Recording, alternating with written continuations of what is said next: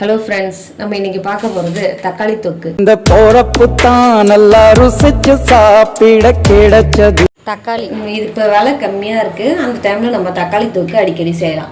இது வந்து எல்லாத்துக்குமே சூட் ஆகும். சாதத்து கூட வச்சு சாப்பிட்லாம். இட்லி, தோசை, சப்பாத்தி எல்லாத்துக்குமே நல்லா டேஸ்ட்டாக இருக்கும். இந்த ஒரே ஒரு தொக்கு செஞ்சு வச்சுக்கிட்டா போதும். இந்த மாதிரி நல்லா பழுத்த தக்காளியை எடுத்து வச்சுக்கலாம். அதுக்கப்புறம் இதை நல்லா வாஷ் பண்ணிவிட்டு கட் பண்ணி அரைச்சி வச்சுக்க வேண்டியது. இதில் நிறைய இன்க்ரீடியன்ஸ்லாம் போட தேவையே கிடையாது. கம்மியான இன்க்ரீடியன்ஸ் தான். இதை எப்படி செய்யலான்ட்டு வாங்க பார்ப்போம். இந்த மாதிரி எல்லா தக்காளியும் கட் பண்ணி வச்சுக்கணும். கட் பண்ணி வச்சுட்டு மிக்சியில் போட்டு அரைச்சிக்கலாம். இந்த மாதிரி தக்காளியை கட் பண்ணி வச்சுக்க தக்காளியை இந்த மாதிரி எல்லாத்தையும் நம்ம அரைச்சிக்குவோம். அரைச்சிட்டு வந்து வானலை பற்ற வச்சுக்கலாம். ஃபஸ்ட்டு வானலை பற்ற வச்சுட்டு இதை அப்படியே ஊற்றிட வேண்டியதுதான். அப்படியே ஊற்றிட்டு இந்தமாரி இன்னும் இருக்கிற தக்காளி எல்லாத்தையும் அரைச்சி அந்த மாதிரி ஊற்றி மூடி போட்டு கொதிக்க விட வேண்டியதுதான். இப்போ நம்ம எல்லாமே அரைச்சி இதில் ஊற்றிட்டோம். இன்னும் கொஞ்சம் மட்டும் அரைக்கணும். இந்த லாஸ்ட்டாக அரைக்கும் போது அதில் என்னென்ன போட்டுக்கலாம்னு சொல்லிட்டு பார்க்க. கொஞ்சம் ஜீரகம், இந்த அளவுக்கு ஜீரகம் போதும். இது நான் 1.5 கிலோ பழுத்த தக்காளியை எடுத்திருக்கேன். அதனால் 1.5 கிலோவுக்கு 3 ஸ்பூன் போட்டுக்கலாம். காரத்துக்கு நம்ம வேறு ஒன்றும் போடுறதில்ல. இந்த காரத்தூள் மட்டும்தான். 3 ஸ்பூன் காரத்தூள். இது கொஞ்சம் காரமாக இருந்தால் தான் இந்த புளிப்புக்கு நல்லாயிருக்கும். 3 ஸ்பூன் காரத்தூள் போட்டுக்கணும். நல்லா புளிப்புன்றதால நிறைய உப்பு தாங்கும். அதனால் நல்லா பெரிய ஸ்பூனால் 1 ஸ்பூன் உப்பு, பத்தல்னா போட்டுக்கலாம். அதேமாதிரி நம்ம நிறைய செய்கிறோன்றதால இது சீக்கிரம் கெட்டு போகக்கூடாதுன்றதால கொஞ்சம் புளி, இந்த அளவுக்கு புளி போட்டுக்கலாம். இப்போ எல்லாத்தையும் சேர்த்து அரைச்சிட்டு வந்து இந்த அரைச்ச இதுலேயே நம்ம மறுபடியும் கலந்து கொதிக்க விட போகிறோம்.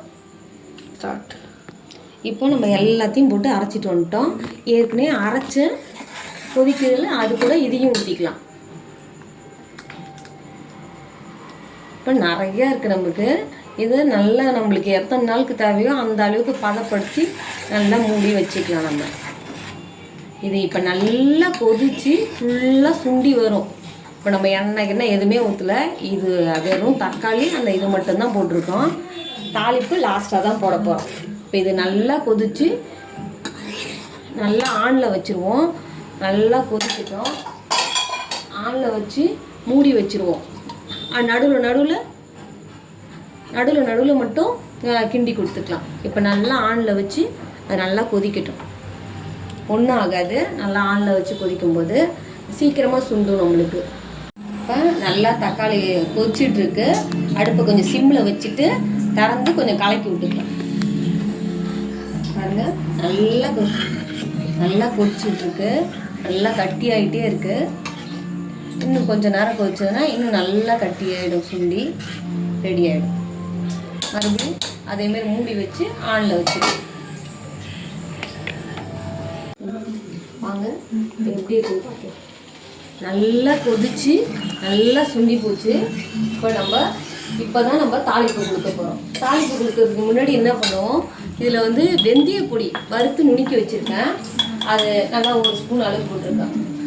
தக்காளின்றதால நம்ம 1 ஸ்பூன் அளவுக்கு போட்டுக்கணும். நீங்கள் இப்போ 1/2 கிலோ தக்காளி இருந்தீங்கன்னா 1/4 ஸ்பூன் போடுங்க போதும். இது நீங்கள் வறுத்து பொடி பண்ணி வச்சிடலன்னா இன்ஸ்டண்ட்டாக ஒரு ஸ்பூன் வெந்தயம் 1 ஸ்பூன் ஜீரகம் மட்டும் போட்டு வறுத்து அழகாக அரைச்சிட்டு அதில் 1/4 ஸ்பூன் போட்டுக்கோங்க. இப்போ நம்ம தாளிப்பை போட்டுக்கோம். இந்த அடுப்பில் இருக்கட்டும், சிம்மில் இருக்கட்டும். இப்போ அடுப்பில் ஒரு தாளிப்பு கரண்டியை வச்சுட்டு நல்லெண்ணெய், இது நிறைய நம்ம செய்கிறோம், இது நம்ம ஸ்டோர் பண்ண போகிறோன்றதால கொஞ்சம் நிறைய தான் எண்ணெய் ஊற்றிக்கணும். நல்லெண்ணெய் நிறையா ஊற்றிக்கலாம். இந்த அளவுக்கு ஒரு 100 எண்ணெய் அளவுக்கு ஊற்றிக்கலாம்.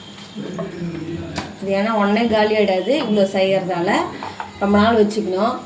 இன்னைக்கு செஞ்சு வச்சுக்கிட்டா போதும். டக்குன்னு நம்ம பிள்ளைங்களுக்கு இட்லிக்கு இல்லையா, இட்லிக்கு தொட்டுக்கிறதுக்கு கொடுத்துடலாம். ஸ்கூலுக்கு டக்குன்னு கிளறி கொடுக்கணுமா, நம்ம எதாவது செய்யறதுக்கு நேரம் இல்லைன்னா இதை கரெக்டாக ஒரு 2 ஸ்பூன் போட்டு அழகாக கிளறி கொடுத்துடலாம். இதில் இப்போ நம்ம எல்லாமே போட்டுட்டோம். உப்பு காரம் எல்லாமே போட்டோம். கரெக்டாக இருக்கான்னு பார்த்துக்கலாம். காரெல்லாம் கரெக்டாக இருக்குது. உப்பு மட்டும் கொஞ்சம் கம்மியாக இருக்குது. நம்ம சால்ட்டு சேர்த்துக்கலாம். இந்த அளவுக்கு சால்ட் போட்டுக்கலாம். ஒரு கலர் கொடுத்துக்கலாம். இனிமேல் எண்ணெய் காஞ்சிச்சான்னு பார்த்துக்கலாம். எண்ணெய் வச்சுட்டோம். அதில் கடுகு உளுத்தம் பருப்பு நல்லா 1 ஸ்பூன் அளவுக்கு போட்டுக்கலாம். பண்ணாதீங்க.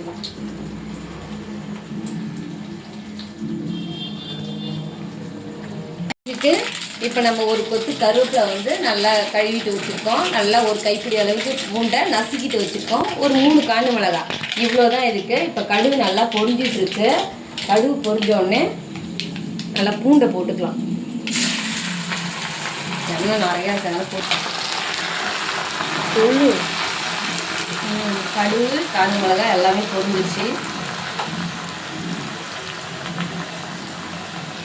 இந்த நல்லா பூண்டு கருவேப்பிலை மிளகாய் எல்லாமே நல்லா பொரிஞ்சிடுச்சு.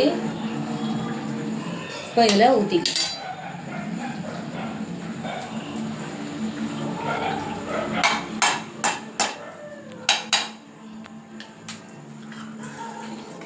இப்போ இதில் ஊற்றி இன்னும் கொஞ்சம் நேரம் இருந்ததுன்னா எண்ணெய் பிரிஞ்சு வரும். அப்போ அவ்வளோதான், ரெடி ஆயிடுச்சு. இதை எடுத்து நம்ம அழகாக பதப்படுத்தி கொஞ்சம் ஆற வச்சு ஒரு டப்பாவில் போட்டு வச்சுக்க வேண்டியதுதான். வெளியில் வச்சாலே 2-3 நாளுக்கு நல்லாயிருக்கும். ஃப்ரிட்ஜில் வச்சிங்கன்னா நீங்கள் 10 நாளுக்கு கூட வச்சுக்கலாம். பாருங்க, அழகாக நல்லா சுண்டி எண்ணெய் நல்லா பிரிஞ்சு வர ஆரம்பிச்சிருச்சு. இந்த ஸ்டேஜ் நல்லா ரெடி ஆயிடுச்சு. அவ்வளோதான், நிறுத்திக்கலாம். இந்த ஒன்று செஞ்சு வச்சுட்டா நம்ம ட்ராவலுக்குலாம் அதிகமாக யூஸ் பண்ணுறதுக்கு இந்த மாதிரி தொக்கு வச்சுட்டா, தக்காளி தொக்கு வச்சுட்டா ட்ராவலுக்கு ரொம்ப நல்லாயிருக்கும். அங்கே டேஸ்ட் எப்படி இருக்குன்னு பார்த்துக்கலாம். இந்த ஒரு தொக்கு நம்மளுக்கு எல்லாத்துக்குமே யூஸ் ஆகும். செஞ்சு வச்சுட்டேன்னா டேஸ்ட்டு சூப்பராக இருக்குது. நீங்களும் செஞ்சு டேஸ்ட் பண்ணி பாருங்கள். இந்த சேனலை சப்ஸ்கிரைப் பண்ணுங்கள், லைக் பண்ணுங்கள், ஷேர் பண்ணுங்கள்.